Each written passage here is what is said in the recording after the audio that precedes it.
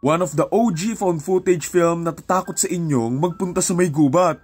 October 1994, tatlong magkakaibigang filmmaker na sina Heather, Michael and Joshua ang nagpunta sa Burkittsville, Maryland para gumawa ng isang documentary. Itong documentary na to ay tungkol sa isang nakakatakot na tao at pangyayari sa lugar nila na tinatawag na Blair Witch at ito nga yung hahanapin nila. Gi-imbestigan nila, dito sila mapupunta sa may gubat kung saan hahanapin nila yung isang bahay na konektado kay Blair Witch. Pero sa pagpasok nila sa may gubat na to, dito sila may mapapansin at may experience na tatakot sa kanila. At sa mga susunod na oras, dito nila marirealize na nawawala na nga sila at dito nga nila kakailanganing makaalis sa gubat na yon dahil yung bagay na hinahanap nila ay sila na hinahanap. Title ng movie, The Blair Witch Project. May remake to pero iba pa rin yung original. Takot ako dito yung sa may bandang dulo, yung sobrang dilim tapos naririnig nila yung sigaw ng kaibigan nila. Burn lang tong film na to pero natakot talaga ako.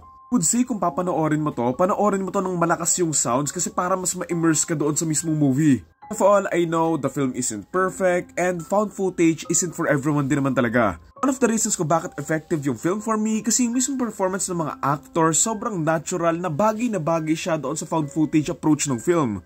Sobrang galing nga ng acting nila para mapapaisip ka na acting pa ba yan? Tapos nanood ako ng mga BTS kung paano nga nila to ginawa tapos doon ko nga nalaman na yung director pinabayaan lang niya yung mga actors na mag-improv or adlib kaya sobrang natural ng pagsasalita nila nakitang kita mo on screen na paniniwalaan mong totoong mga nangyayari dito. Ilang beses ko na itong napanood pero sobrang creepy pa din ang ending nito lalo na nung kinuwento nga yung taong kumukuha nga daw doon sa mga bata, pinapatayo yung mga bata sa sulok ng room tapos tsaka binabawian ng buhay isa-isa.